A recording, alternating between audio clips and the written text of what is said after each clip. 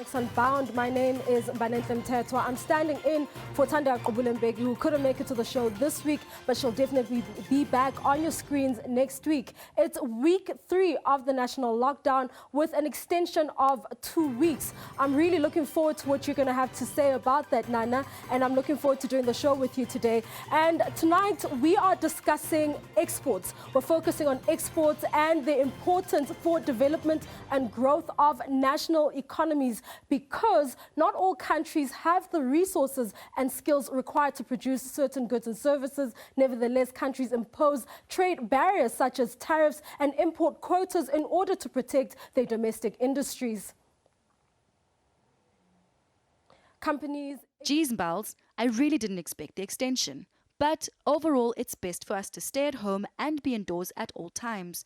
But look, exports are incredibly important to modern economies because they offer people and firms many markets for their goods. One of the core functions of diplomacy and foreign policy between governments is to foster economic trade, encouraging exports and imports for the benefits of all trading parties. Companies export products and services for a variety of reasons. Exports can increase sales and profits if the goods create new markets or expand existing ones, and they may even present an opportunity to capture significant global market share. Companies that export spread business risk by diversifying into multiple markets. Exporting into foreign markets can often reduce per unit costs by expanding operations to meet increased demand. Finally, companies that export into foreign markets gain new knowledge and experience that may allow the discovery of new technologies, marketing practices, and insights into foreign competitors. Let's listen to my producer's package, Prudence Makubalo, for more. An export is a good or a commodity that is transported from one country to another in a legitimate fashion, typically for the use in trade. Exporting grows national economies and expand the global market. Export plays an important role in every country's economy, influencing the level of economic growth, employment, and the balance of payments. Each country is endowed with some specific resources. At the same time, a country may lack other resources in order to develop and improve its overall economy, while some countries are rich in minerals, precious metals, or fossil fuels. Others are experiencing a shortage of these resources. Some countries have highly developed educational systems or infrastructures, while others do not. Once countries start exporting as well as importing goods they lack, their economies begin developing. Importing and exporting goods is not only important for businesses, it is important for individual consumers. Consumers can benefit from certain products or components that are not produced locally but are available to purchase online from a business abroad. Exporting products can largely contribute to increasing your profits. This is mainly due to foreign orders, as they are usually larger than those placed by the local buyers. While local customers buy a few products or pallet, businesses abroad often order a container of products, which inevitably leads to increased profits. Moreover, if your products are considered unique or innovative abroad, your profits can increase rapidly in no time. If your local market is too small for your business and you're searching for new opportunities to expand, exporting may be your key to your success. Prudence Makubalo, SABC News, Johannesburg. Of course, Prudence, the coronavirus has been the major impact in the global economy. Just look at China, for instance. COVID-19 is expected to impact China's global trade for several months, as China is Africa's biggest trading partner. The effects of COVID-19 are already being felt in Africa, with China having shut down its manufacturing centers and closed its ports. There has been a resultant decrease in demand for African commodities. Importers in China are cancelling orders due to port closures, and as a result of a reduction in consumption in China, sellers of commodities in Africa are being forced to offload products elsewhere at a discounted rate. China's exports and imports slowly declined in March after plunging in the previous 2 months, according to data released on Tuesday. But a sure-footed recovery in trade could be seen only in months with the coronavirus outbreak and the shutdown of many economies and sharply lowered global demand. Data showed exports for March were down by 3.5% year-on-year in yuan terms. Most analysts expect China's first quarter gross domestic product data set for release on Friday will show a contraction, the first quarterly slump since at least 1992. Customs spokesperson Li Quen told a news conference that China's trade showed signs of recovery in March as domestic demand returned to normal, but he emphasized that difficulties facing foreign trade cannot be underestimated. The World Trade Organization last week forecast the goods trade would shrink more steeply this year than in the global financial crisis a decade ago, before rebounding in 2021 as the COVID-19 pandemic recedes. We know that India is a major exporter of many agricultural products, including basmati rice, fruits, vegetables, and allied exports of the country were at 2.73 rupees lakh during 2018-2019. In order to prevent the outbreak of coronavirus, Prime Minister Narendra Modi on Tuesday announced to extend the period of the nationwide lockdown till May 3rd. Both farmers and exporters are feeling worried about the export of agricultural products and whether they'll be able to get a fair and remunerative price for their product. Nana, a lot has happened in the global economy, most especially with this pandemic having an impact on big businesses and small businesses alike. The Department of Trade and Industry's integrated national export strategy aims to help and improve the global competitiveness of South African exporters and tap the export-led economic growth benefits that have flowed to other developing countries in recent decades. To improve the flow through the ports. The first was to identify in the initial regulations that essential goods can be imported through the ports. We then found, and the Minister of Transport is here and he's done a lot of work on this, we found that the ports were getting clogged up with imported goods that were not described as essential goods.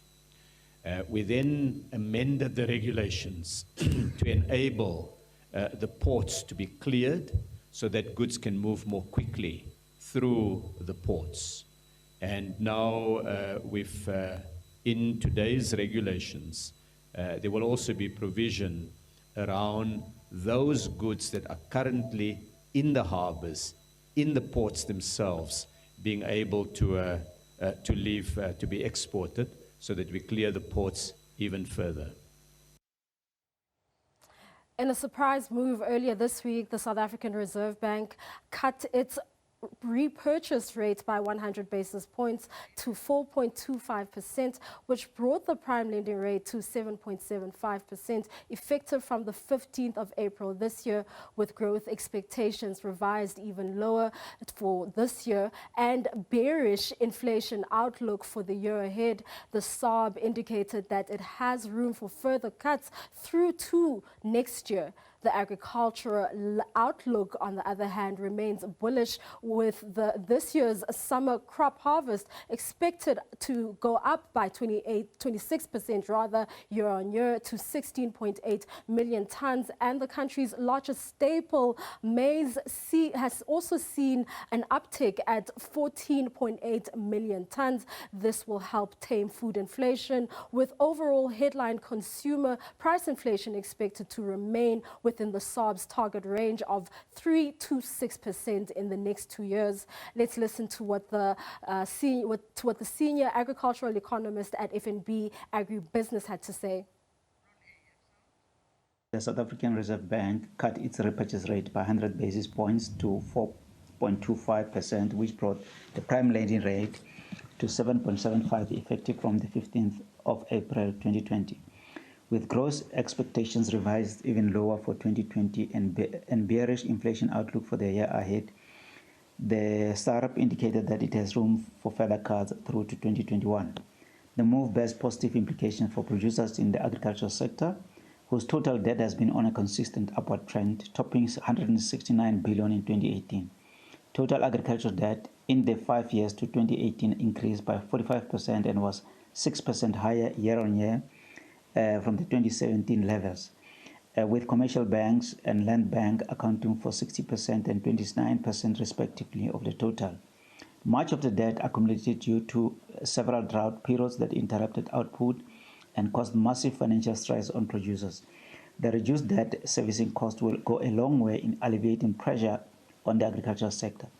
Lower interest rates will further provide some relief for consumers amid COVID-19 lockdown and economic downturn. The agricultural sector outlook remains bullish, with the 2019-2020 summer crop harvest expected up 26% year-on-year to 16.8 million tons, and the country's largest staple, maize, seen at 14.8 million tons.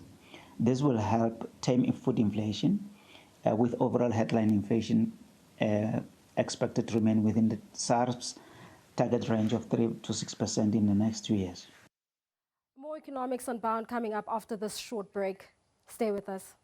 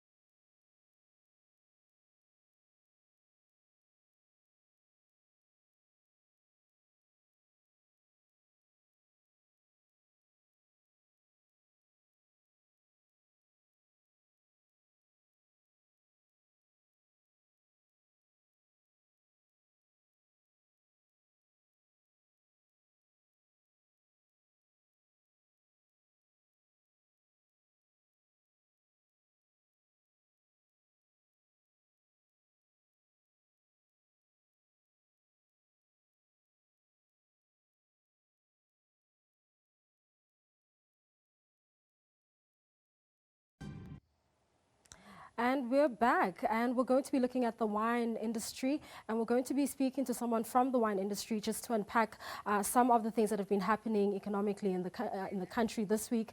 For now, though, let's have a look at this package that's been prepared by one of my colleagues. Wine in South Africa is one of South Africa's second biggest exports after citrus. The 2020 wine grape harvest was nearly complete when lockdown measures were announced last month. After talks with government, harvesting was allowed to continue under strict guidelines. Producers are now facing a major obstacle. They cannot bottle their wine for export for sale in the local market and in the international market. Let's take a listen to this. No one could have predicted what would follow the worst drought in living memory in the Western Cape. Untitled Chapter certainly didn't. He's been in the agriculture sector for over 40 years and says the impact of coronavirus is unrivaled. Jafta manages Koopmanskloof Vineyards, the biggest producer of fair trade certified wine in Stellenbosch. Realistically and honestly, we will have to close down because I've already invested all our available resources into the harvest and into the winemaking. So we produced 3,000 tons, converted into wine, just over 2.5 million liters. And I've spent all the money to do that. So now I need to sell to recoup. And without being able to sell wine or bottle wine to be sold, there's no other option for me. Koopmanskloof has won international accolades and is exported globally. Overseas markets takes years to cultivate, and with competitors such as Argentina still exporting, Jafta's share in that market is at risk. The 2020 harvest is good, but now the wine lies in tanks and barrels with nowhere to go. The wine industry contributes over 49 billion rand to the economy per year. After talks with government, producers who had already bottled their wine before the lockdown started were allowed to continue exports under strict regulations. But if the product wasn't ready, it cannot be prepared for sale now. Half of all South African wines are exported. The other half is sold locally. But this market has ground to an abrupt halt, and the situation is potentially catastrophic. The wine industry is a significant employer of people. It employs 40,000 people and their families on farms in wineries, and another 250,000 in the value chain. So once you have a situation where cash flow is under pressure, it unfortunately means that you place some of those jobs at risk, which is a worry. Safety of people comes first, but we do think within protocols there should be a balance. Jafta is in support of government measures to curb the spread of the deadly virus.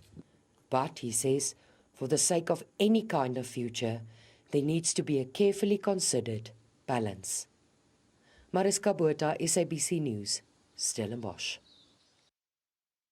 Alcohol is not considered an essential item during the national lockdown, and for a moment it seemed as though the wine industry's 2020 harvest was going to be another victim of the pandemic. South Africa's wine industry has been given permission to export its products during the lockdown. This follows a period of intensive lobbying by a task team of exporters and industry members. Yes, indeed, Nana. South Africa's wine industry has been given permission to export its products during the lockdown period.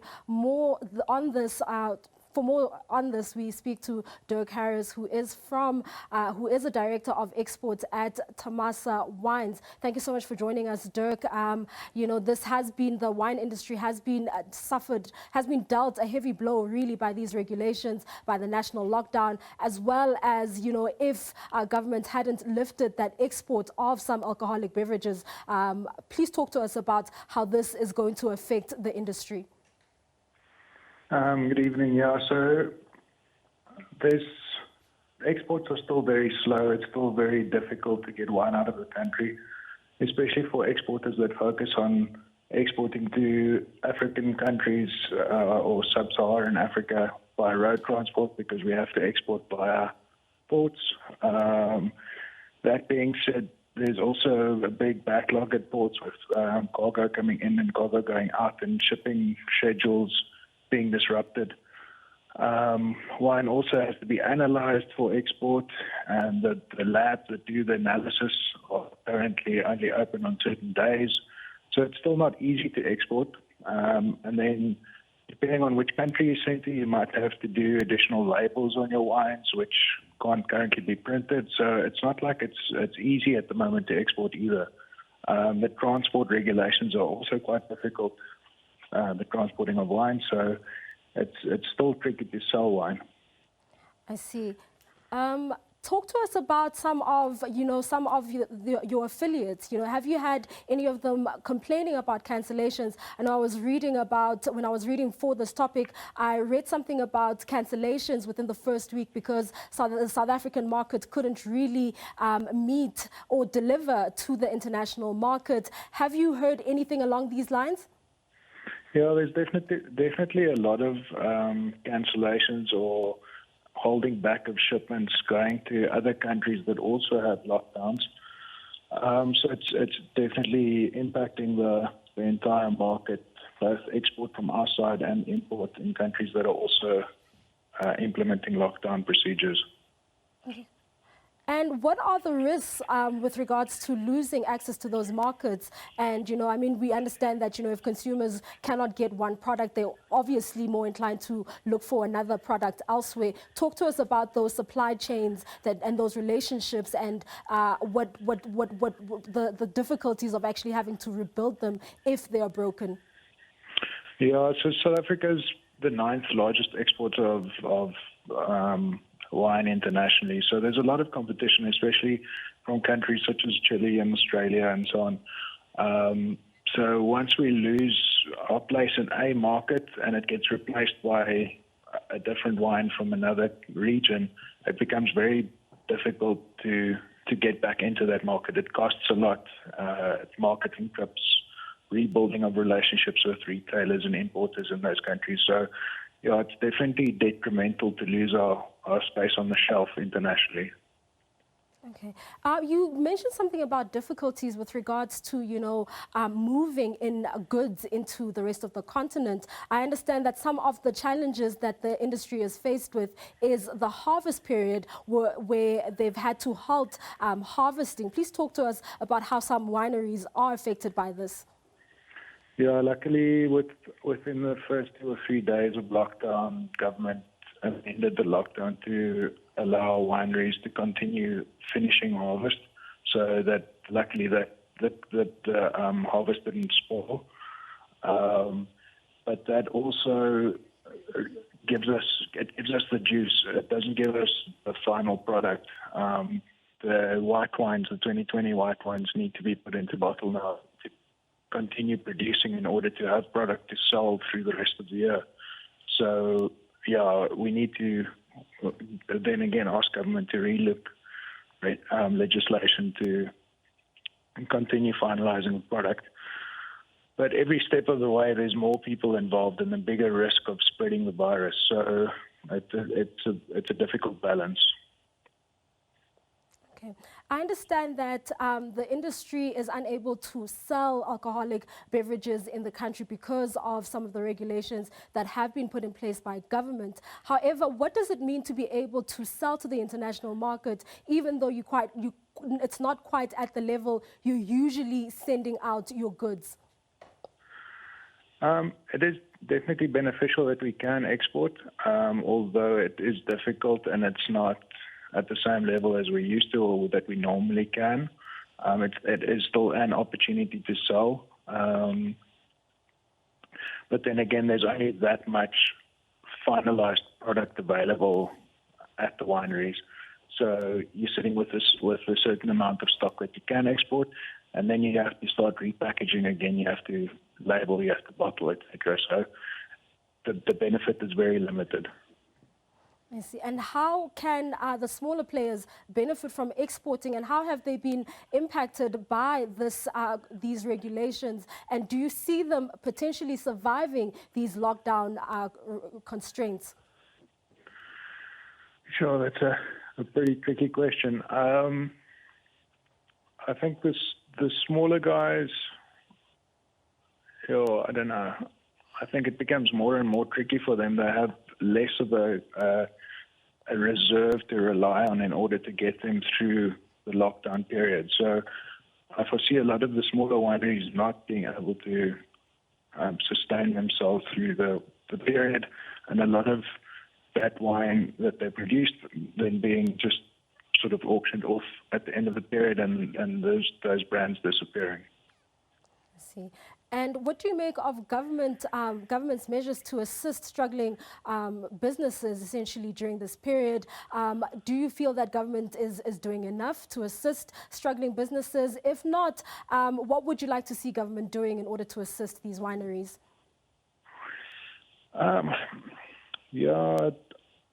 It's all about employment, I guess, and cash flow at the end of the day. if one winery can't pay their suppliers can't pay their workers and their suppliers again. So it's a chain effect. I don't really know what else government can do. Government needs to focus on keeping people alive. So that's, I guess, where the major budget goes to. But if government isn't allowing the sale of wine or cigarettes, there's not a lot of syntax coming back into the coffers in order to fund the funding of the health sector. So, yeah, it's a bit of a catch-22 situation. Okay. Thank you so much for speaking to us, Dirk. That was Dirk Harris from Tamasa Wine speaking to us about the wine industry and how it's been impacted by the restrictions and the regulations that have been implemented by government in order to curb the spread of COVID-19. We understand that this is for a good cause, and this is to save South Africans and to help, curb the spread of this virus. Unfortunately, there are some repercussions and businesses suffering in the process, but we keep hoping that, we will be able to win this fight against COVID-19. Let's go to an ad break.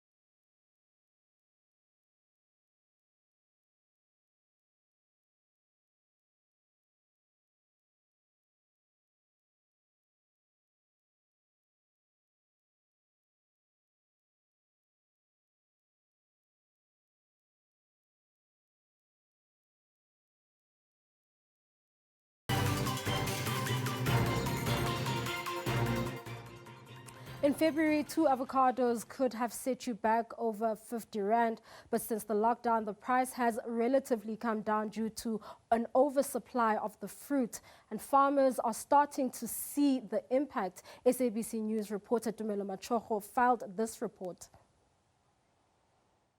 Since the lockdown began about 20 days ago, we have seen the farming community actually struggling to stay afloat, since their business really rely on selling their products to hawkers, to street vendors, to hotels and to restaurants across the country. And today we actually are zooming our focus onto the avocado farming community here in Mpumalanga. We've seen Halls is actually one of the biggest exporter and one of the biggest producers of avocado. So we're going to speak to Mark Baker, who's the operational manager at Halls here in the Lowveld. Mark, we're going to speak quickly about how has this lockdown actually affected business for you guys as a farming community here in the Lowveld. How has it affected farming here, and especially for Halls? Morning to you, and thank you for coming out to visit us on the farm. Locally, it's been tough going. Fortunately, our business is diversified, and about 65% of our produce goes overseas, and we market the balance locally. The restaurant and hawker business has been really tough and very stagnant. But fortunately, in the last few days, we've seen that pick up. We've seen hawkers being able to get permits to trade, and the vendor and that informal sector is now taking off, which it is deserved, and that it's really needed at this point in time. Mark, talk to me about, you guys export a lot. You say about 60% it's actually exported to Europe and it's exported to the Americas. Talk to us about, has that affected business? Has that affected you guys exporting the goods internationally? Because we know at first products could not move swiftly, and then is it easy, especially exporting to far-flung areas in the Eastern Europe and all those kind of areas? So the logistics chain has worked well, and there hasn't been many interruptions around shipping and that sort of stuff. But some of the early varietals that we pick are all greenskin avocados, which are not sought after in Europe. So there's been a lot of pressure in Europe on the greenskin varietals, and so sales have been slow. And also there, the restaurants and that sector of the business has been really just choked up, eh? And so right now, it's starting to gain a bit of momentum with the different varietals coming, the Hass avocado, which is sought after by the supermarkets. And so we're seeing trade really beginning to pick up now and bigger volumes starting to move through the business. And then obviously local market, we talk about restaurants are closed, and the hawkers also, they had like that a stand of the government where they were not selling because they didn't have permits. Talk to me about the pricing, because obviously now there's a lot of supply, there's a lot of there's a lot of supply because restaurants are closed, and the hawkers, not all hawkers are actually on the street, but there's like a lot of demand. Is this going to change the pricing of the avocado? Because we understand in February we would pay like about 25 rand, rather 50 rand to 55 rand for 2 avos. Well, fortunately for the hawkers, they're looking around about 5 rand a kilogram, which is about 4 or 5 avos in a kg. So they're paying 5 rand a kilogram, which is really fortunate. So they can come and purchase big volumes and really make a nice little margin through the business. So prices have come down, and it is a lot more affordable for the hawkers to be purchasing avocados this season, much more affordable. Are we going to see the prices going down, especially in the supermarkets, because that's where the price is actually higher, and now that the supermarkets are also trading, are we going to see that coming down? And also in terms of export, are you going to reduce the prices to export the products, because also if the price have to come down, it means it has to come down for everyone? So locally, there's a lot of pressure on the pricing. As someone like myself going to the supermarket and seeing the sort of prices we're having to pay, they are high, and I think there's a lot of resistance just around price. People would rather be looking at tomatoes or potatoes or those sort of essentials rather than the really nice nutritional super fruits. And we as farmers would like to see that pricing more attractive to the consumer, so that we can move more volumes through that chain and still have a sustainable business going forward. Overseas, pricing has been under pressure, and because globally it's a well supplied year, and so we're just hoping that the prices are going to hold out, but the prices are under pressure and they're coming down. Okay, Mark, thank you so much for speaking to us. That was Mark Baker. He is the operational manager here at Halls, talking to us actually about the farming community and how has this thing have affected them, and how has the lockdown affected the business operation of farmers across the country, because it's not only avocado farmers that actually have been affected by the pricing and by the prices of their products going down or going up because of the lockdown, but it's also been affecting to actually a lot of farmers across the country, especially those who have to export their products to Europe and to neighboring countries. Back to you. Thank you so much for that report, Dumelo Machocho. Fruit that can still be exported during the lockdown. Harvesting of citrus in the Sunday River Valley in the Eastern Cape is now in full swing. This industry is the second largest employer in the province after the motor manufacturing industry. The valley is also the biggest citrus producing region in the country. Veronica Fourie sent this report. Lemons and clementines are now being picked and packed. This is exported to Russia, Europe and the Middle East. Currently we did the first soft citrus, satsumas, busy with lemons, which is in great demand over the world. to boost people's vitamin C levels, and which is a great fruit to consume in this time to boost your immunity. The Sunrise River Valley exports about 24 million cartons of 15 kilograms cartons of fruit, citrus fruit, to all over the world, to about 65 countries. The lockdown has a huge effect on operations and transport and ensuring everything is sanitized. In the rural areas like the Sunrise River Valley, there's about 45,000 people dependent on this industry. And you know, food security is not about just producing food, it's also about the ability to buy food. And we pride ourselves that we do a lot in terms of food security in the Eastern Cape.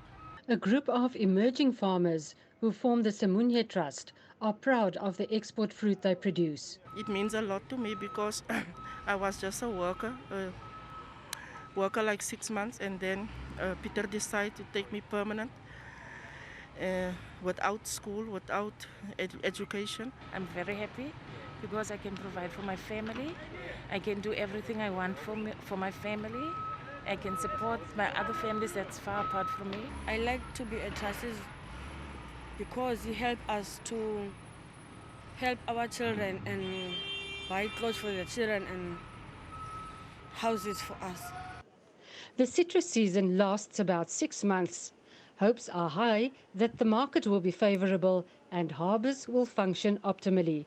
Veronica Fourie, SABC News, Kirkwood.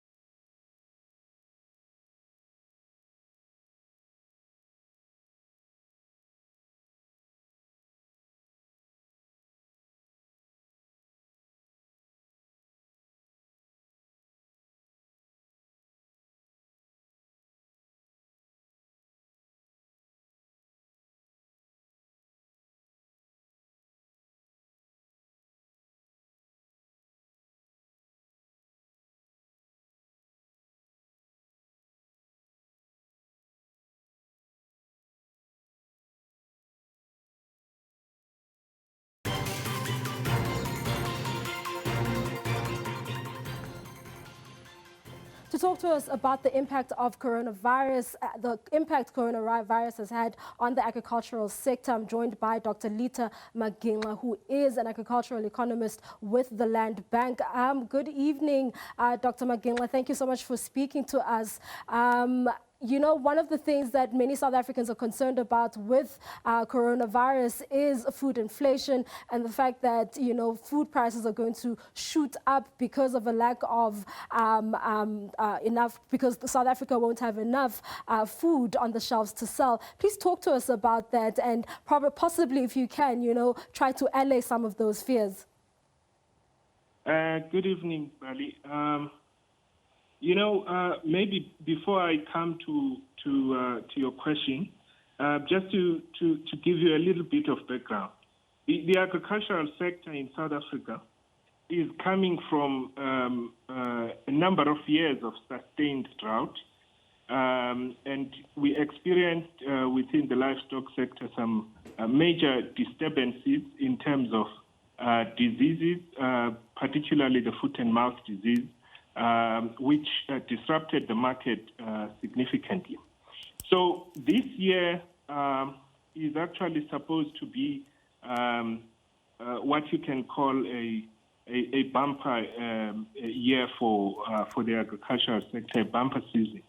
And now, instead of you know, enjoying the fruits of the bumper season, then we get this interruption, which is the coronavirus. So we have sufficient food produced in the country. We do not expect that we are going to have any shortage of supply at all. However, the South African food security situation has always expressed itself through the access element. Not so much the availability, but the access element, the distribution, how others are able to access that food, which is an important part of food security, an important element in terms of considering food security. So that's where we are. So while we are dealing, if I can stay on the agricultural sector, while we are dealing with the health shock, the virus has actually introduced two and actually three other shocks from a demand side, from a supply side, and also impacting the financial markets significantly. If I can just tell you, for instance, by the time, because a lot of us are talking about COVID-19 and how the South African agricultural sector has experienced it since the lockdown. But the truth is the agricultural sector in South Africa felt the impact long before we had our own lockdown. Because when the markets in Asia, when the markets in China closed down, some of our containers in those ports were stuck there. There was reduced activity in terms of inspection of containers, which caused problems for some of our exporters. And this country, the agricultural sector in South Africa, is actually heavily reliant on exports. The figures are about $10 billion of value in year 2019. And about 25% of that was in the Asian countries. Commodities like wool, fruits, grains, other beverages, and red meat, etc. So this kind of, global change has actually affected the agricultural sector in South Africa negatively. But it didn't start just now with the lockdown. It started before the South African lockdown. And Dr. Magilla, please explain to us, how do you see the industry surviving this low demand from our international counterparts, given that, the industry is so reliant on, exports? It's going to be very difficult. I think, you will, with the low demand, and unfortunately with all these, events, in other parts of, of the value chain, they always feed back further up the chain. So with the low demand, it's going to, from those markets, it's going to reduce the value of exports, which means we are going to have too much within the domestic market, which is going to affect the prices negatively. And that is the last thing that, as a producer, you want during this period. So that's going to affect our producers negatively. With the low demand, with the markets not opening up, and unfortunately, the next thing is that if our products are not available in those markets for a long time, those markets will find a replacement, and they are going to replace South African products with other products from other markets that are able to supply them at the right time. It's a good thing, therefore, that with today's revision on the regulation, is that there